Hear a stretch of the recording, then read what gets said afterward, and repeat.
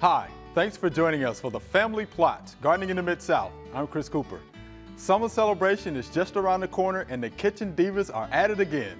Today we're getting a sneak peek at one of their recipes. Also, corn is a garden staple. Today we're going to learn all about it. That's just ahead on the Family Plot, Gardening in the Mid-South.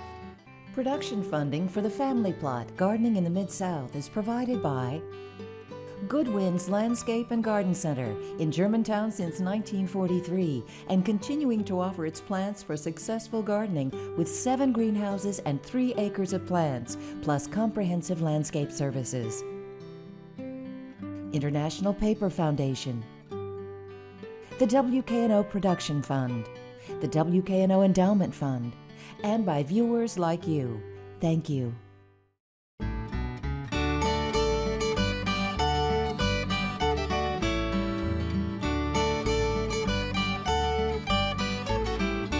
Welcome to the Family Plot. I'm Chris Cooper. Joining me today is Sarah Poole. Sarah's a UT Extension agent, Crockett County, and Mr. D is with us today. Hello.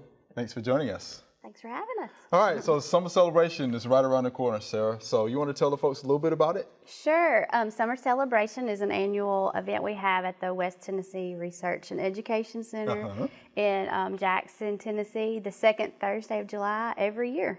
Right. Rain or shine. Rain or shine. And it's usually shine and it's usually hot. Yes. So without come a doubt. prepared to be warm. Yes, and it starts, 9 to 5, 9 o'clock, of course. Yes. The Master Gardeners there in Madison County do a good job with their plant sale. So that starts at 9 o'clock, will go to 5 o'clock. And then all of the speakers will start at 10 o'clock, and that goes to 5 o'clock. So it's going to be a good day. Yes, a lot And then to guess learn. what? The Kitchen Divas are going to be there, and they're going to be cooking. We'll be so there. what are you going to cook for us today? Well, today, this year's theme is herbs. Herbs, okay. Herbalicious is what we have named our segment, I guess. Herbalicious. So everything that you eat when you come to a Kitchen Divas session is going to have a fresh herb in it. Even we've even got a beverage that's going to have an herb in it. Would that be a mint julep? We may have a lot more people come see us if we offer that. Okay. That's a good idea. I'll bring that up. That's a good one. We're going to offer 8 to 10 items for people to sample. Okay. Like I said, they'll all have an herb in it. Today, y'all are going to get to try 2 things. One I've already prepared. It's a fresh dill dip. Okay. And dill is such a fun thing to work with. This is super easy too. The other 3 divas kind of laugh at me when I bring my recipes, but I tell them I'm a working mom. I've got 2 small kids. My husband works. I don't have time to just stand in the kitchen all the time. So I try to get stuff that is not a huge length of ingredients that people might have on hand that you can kind of whip up and have ready. So I'm going to go over 2 of those with y'all today. Okay. Sure. The one already prepared here is the dill dip, and basically you just have to open up some cans and mix it together. It's a cup of sour cream, a cup of mayonnaise, some fresh dill, some ground garlic powder, and some onion powder. Okay. And you just mix all that together with your dill and add in some fresh parsley and let it sit. I let it sit overnight just because I love those fresh flavors get to meld together. It's really easy. You can serve it with crackers or even some vegetable tray.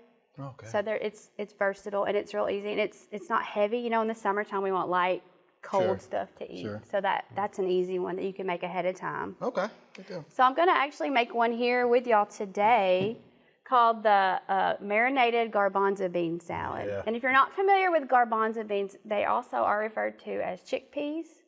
They're used to make hummus and things like that. Okay. They are packed with protein. So this is a meatless meal. Hi, Mr. D. Meatless.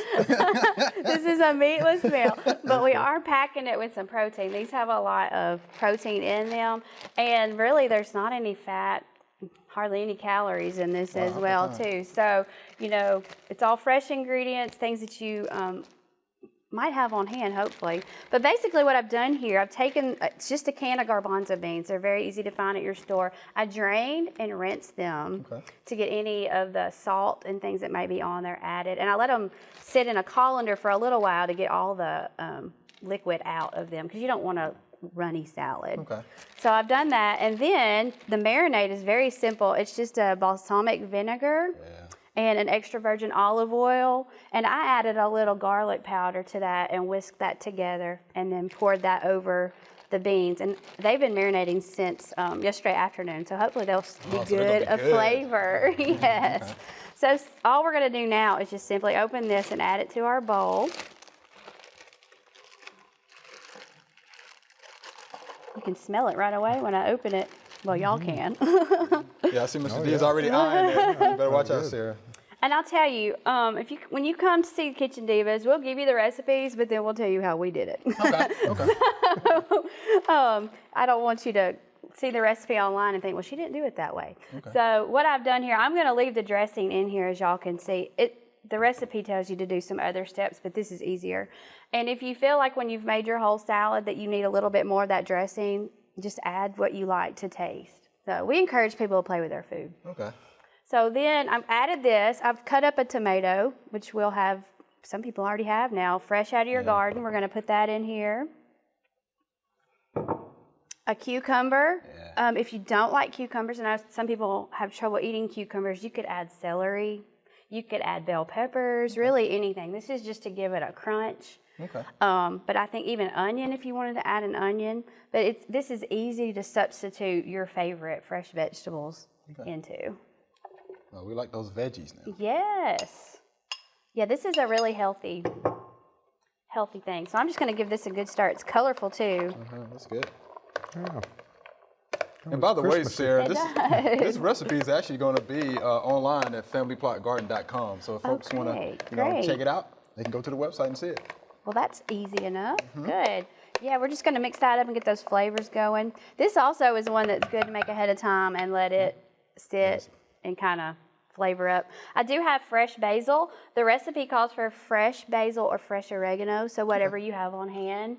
This smells great, and It it's does going smell to good. taste even better in here. Just about a half a cup. I did wash this already and everything, so I'm just going to chop this up a little. And you did say that's out of one of the Kitchen Divas It gardens. is. Our diva, Gwen Joyner, the agent in Carroll County, grew this. How about that? Here, yes. Ms. Gwen might need to teach a little horticulture, huh? Oh, and you can really smell it as I cut it. It's just, these summer flavors are too good not to take advantage of. So we're just going to throw this in here, give us a little bit more. You can just scatter herbs and flower beds, pretty much. Yeah. You have to. Pretty easy to grow. So we've added that, and again, like I say, when you're making this, put what you want to in there. I'm just doing as it's called for today. Then we're just going to put a little salt and pepper to taste. This is one of those things that people are going to love, and you've made it, but you don't have to spend hours in the kitchen doing anything. Be good for a nice picnic or something like that, huh? Perfect for a picnic, family get-togethers this summer, or even, throw the beans in the marinade overnight and come home from work and just throw it all together. Feta cheese is what I'm going to top it with. This is one of my favorite things on salad. It's a strong cheese, but I really like it. It's optional. If you don't like it, leave it out. Or if you're making this for people that you're not sure if they like it or not, you could put it on the side and people could add it themselves later. So I'm just going to sprinkle some on the top here. All right. It really makes it, kind of finishes it off here. And just kind of stir that in. And like I say, at this point, if you feel like you need a little bit more of the dressing, I think we're good today.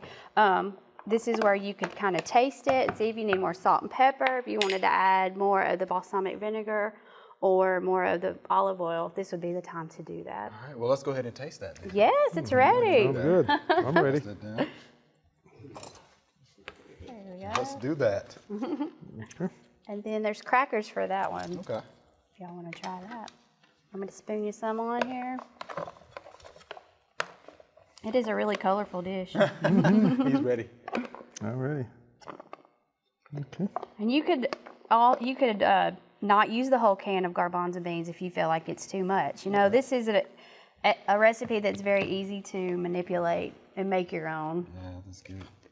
But I love the flavor of the balsamic vinegar. Okay. And Sarah, while we're tasting this, could you one more time tell us about Summer Celebration, Thursday, July the 14th. It begins at 9. The last sessions begin at 5. To see the Kitchen Divas, there is an additional $5 charge. Tickets are available at 9 o'clock for the 10, 11, and 12 o'clock shows. And then at 12:15, they'll go on sale for the 1, 2, 3, and 4 o'clock shows. And the Divas do end. Our last show starts at 4. Okay. So. Yeah, so come on out, summer celebration. I'll be there at the diagnostic tent. Come by and see Sarah All with the right, UT we'd Kitchen love to Divas. see ya. Thanks for being here. Thank Really This good. is good. Really good. Great. Thank you. Good. There are a number of gardening events going on in the next couple of weeks. Here are just a few that might interest you.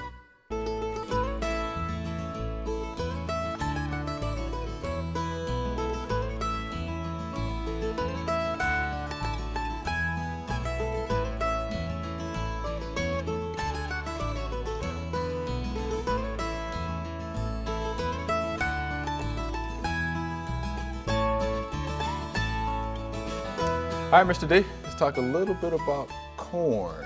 And the corn is really jumping out of the ground now. It's blowing and going now. Kind of had a slow start this year. It was so cool and damp conditions early, and we had a little trouble with it early, but it's blowing and going now. It's doing pretty good. Really doing good. But so really, it's too late to start talking about planting corn. Yeah, Really, I mean, you can plant corn now, and you can probably harvest it, sweet corn, but you're going to have a lot more insect problems, and you'll have to really fight the European corn borer and earworms and things a lot more now if you start with it this late. But you know, growing corn is pretty easy to do if you soil test. You know, check your soil level, make sure your pH is up there where it ought to be. You know, 6.5. With corn, it's not a legume, so it doesn't put nitrogen in the soil. So you're going to need to side dress it. And you know, some of our plot corn is only about this tall, and then within the next couple of weeks, we'll be going in there and hitting it with more nitrogen, additional nitrogen. But you fertilize according to soil test before you plant, and then you side dress with. In a home garden, it's about, I think, about a pint of ammonium nitrate or 3400 per 100 foot a row or something like that. Scout, keep an eye out for insects. European corn borer and the corn earworm are probably a couple of the worst insects that can create problems. What kind of damage do they do? The European corn borer is the first one that you'll get, and they'll get into the plant when it's small, and they'll feed in the whorl of the leaf. The whorl of the plant down in the very center of the plant, and if you can imagine, that new leaf is developing, and it's like a quarter of an inch long, and you've got a little caterpillar that's probably about an eighth of an inch long feeding through that tiny little leaf.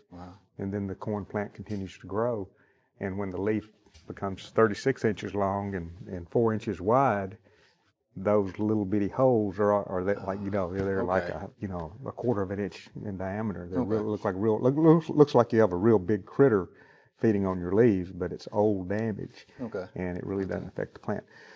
The corn earworm, of course, that's later. That's when you have the ear being formed, and the corn earworm gets in and feeds on the kernels, and so you really try to protect that ear. You know, when it's silking, and from the time of silking until you harvest, almost, you pretty much have to protect that. Unless your variety happens to be BT corn, if it's got the Bacillus thuringiensis gene in it, then when that critter, either of those critters, the European corn borer or the earworm, feeds on them, they'll get a big stomach ache and die. You know, That's really what you want. Yeah, that's what you.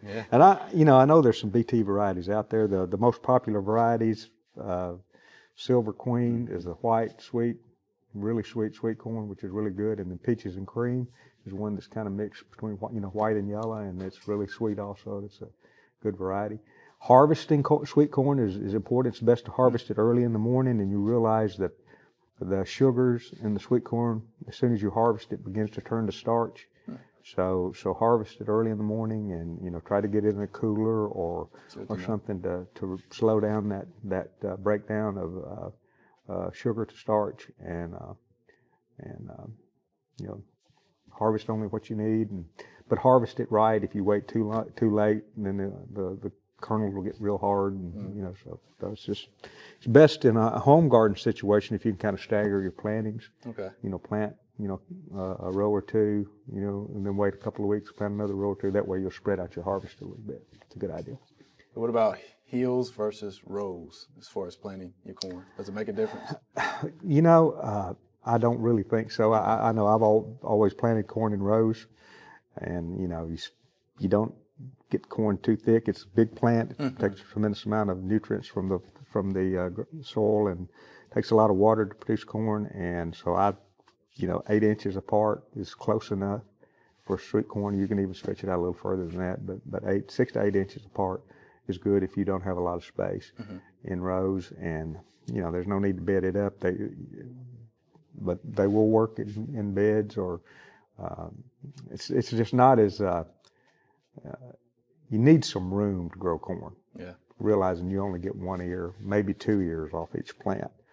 So if you only have 4 or 5 corn stalks in a raised bed, you're not going to feed a very large family. Right. You may have one meal. Just the one meal. That's provided. Maybe. Yeah, maybe, right? I do love corn. And also, it's a good idea to plant enough corn for you and the raccoon, because raccoons also like sweet corn. And if you only have 4 or 5 plants, and they take 3 of them down, they've taken most of your crop. And if you've got a row of 25 feet long, they take 10 feet of it out. You still have some sweet corn. So you got to share. How about that? Got to share with raccoons. So what about watering? Because we know corn needs a lot of water. It needs a lot of water. I would just, any week that you don't get a ½ inch of rain, I guess kind of treat it like you do your yard. Yeah. Any week that you don't get a ½ inch of rain, give it a ½ inch. And then as the crop is maturing, you're going to up that a little bit. Drip is a really good way to water corn. If you soaker hoses, if you have it in rows. Try to keep the water off the foliage just as you with your ornamentals, because there are diseases that will attack corn. There's several diseases that will attack them, and you try to keep that foliage as dry as you can. Okay. How is corn pollinated? How is corn pollinated? The tassel that comes out the top of the plant releases pollen. Okay. Pollen will fall down to the silks. Each silk that comes out of the tip of an ear of corn, the pollen will go into that. That silk is a hollow tube, and that pollen will go down that hollow tube, and each kernel of corn has its own silk. And so if pollination occurs, that's how it happens. And it doesn't happen really well when temperatures are in the upper 90s and around 100 degrees. And when it's that hot, it just doesn't occur. I don't know whether the pollen can't get through the silk draws up too small or what. But when temperatures are really, really hot, we have trouble with pollination. And so if you've got your corn in a bed and it's really hot, you may want to put a fan on it, during pollination, and try to air condition it, or get out there and fan it. Yeah, cool it down a little bit. But in the field and during the real hot, dry conditions we had a few years ago, it was not at all unusual to have a cob with no kernels on it, and you don't get much money out of that, when you're trying to sell corn for farmers. So the farmers really get concerned about high temperatures when pollination is occurring. Well, and I haven't seen much corn, silking and tasseling yet, but it won't be long. They'll start doing that. Wow. So each individual. It usually happens during the hottest part of the year too. So. But corn likes hot weather. No. It likes hot weather for growing, but not pollinating. Not really hot. 85 degrees. It's fine for pollination. Typical average summer temperatures is okay for pollination. Okay. But the really, really hot, temperatures like we had, a few weeks ago, and makes it tough. All right, Mr. D, we definitely appreciate that, and plant extra for the coons. Plant extra for the raccoons, that's for sure. For the raccoons, yeah. Thank you.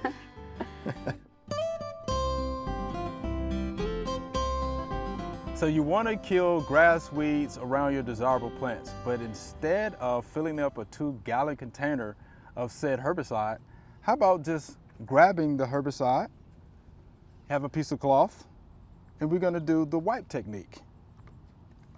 So as you can see, we're going to wipe this Bermuda grass, which is right next to the blackberry shrub. And as you can tell, we're not getting anything on the blackberry leaves. So you don't have to worry about drift or anything like that because you're using the wipe technique. And before you do any of these techniques, make sure that you're wearing rubber gloves. Another technique is using a paintbrush.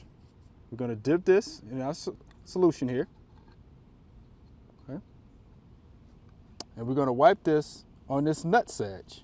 Okay. We're going to make sure we cover all parts of the nutsedge. And again, we're not getting any of this on the grass. And using the pure concentrate, it's going to be really strong, and it's going to get down into this root system, and it's going to knock this nutsedge out.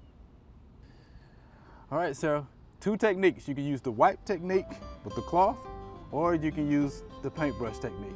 They both work, and they're not going to get anything or any chemicals on your desirable plants. All right, so this is our Q&A session, and Sarah, you jump in there with us if you have something to say, okay? Okay. I will. All right. So here's our first viewer email. When should I start treating for bagworms? I am already seeing small bags on my junipers, and this is Miss Juanita there in Millington. Yeah, that time is. Miss Juanita, Past. you should have been Yeah, about bit 2 past. weeks ago, but it's not too late. Oh, it's Now, not too late. May and June is the ideal time to treat for bagworms. And what I would do if you're already seeing the bags on there, I would spray with Dipel or BT, Bacillus thuringiensis, Dipel, Furicide, one of those products. Because what you want to, they can be killed by eating that, Bacillus thuringiensis and get a stomach ache. You can also use malathion, and we've got a whole list of products that I happen to have over here. And I guess I'll read them just to give you an idea of how many we've got. This is out of the Red Book, Right. Red Book 2000. Again, follow the label direction. Okay. But Dimethylate, Talstar, Tempo, Decathlon, Maverick, Aquaflow, Orthene, Tempo SC, Ultra, Diazinon 7, Carbaryl, Dilox, Malathion, Dursban, Conserve SC, BT, which is Dipel, Javelin, and others, Entrust SC, Acylaprin, and Provant. It's a lot. I would use the BT. I would use the BT. BT because I would use the it BT. works. It works, and it's not going to injure any of your beneficial insects. That's right. But late May through the month of June. So get on out there and do it pretty quick. You don't want to wait until they, pupate, go into that bag, because you're not going to get anything in there. They won't be eating. And if you can reach them, I'll pull them off. You can pull them off. Yeah, You pull can them pull off. them off. You can reach yeah. them. All right, Ms. Juanita, hope that helps you out. So here's our next viewer email. I've seen wasps on my corn more than usual this year. Are they harmful or beneficial? And does the dry spell this year have anything to do with their presence? And this is from Mr. Mike in Ringo, Georgia.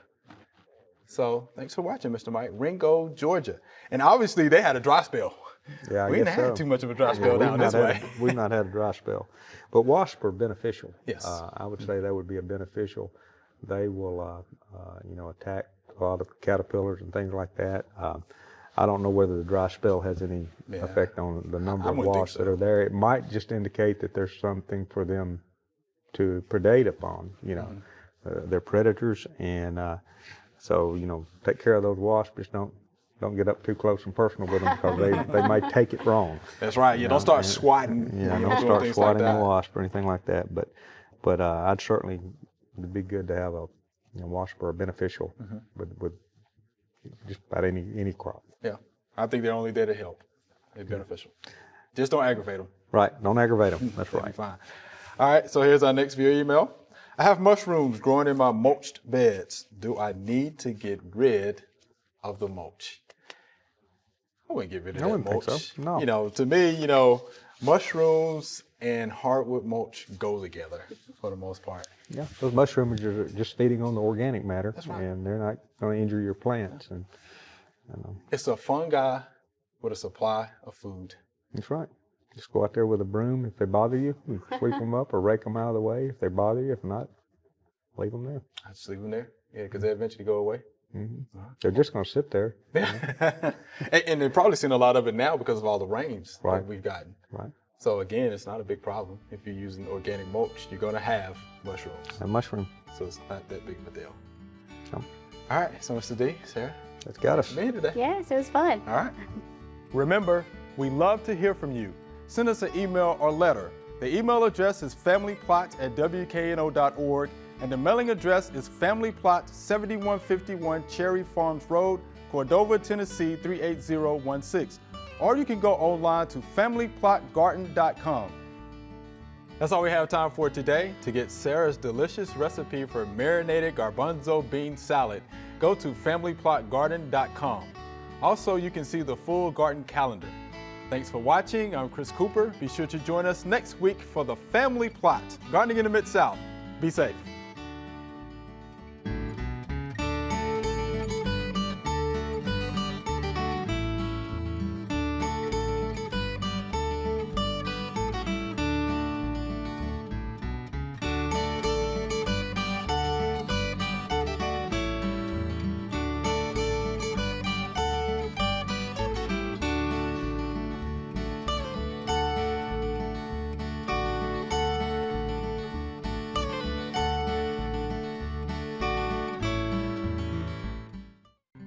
Production funding for the Family Plot, Gardening in the Mid-South is provided by Good Winds Landscape and Garden Center in Germantown since 1943 and continuing to offer its plants for successful gardening with 7 greenhouses and 3 acres of plants, plus comprehensive landscape services. International Paper Foundation, the WKNO Production Fund, the WKNO Endowment Fund, and by viewers like you. Thank you.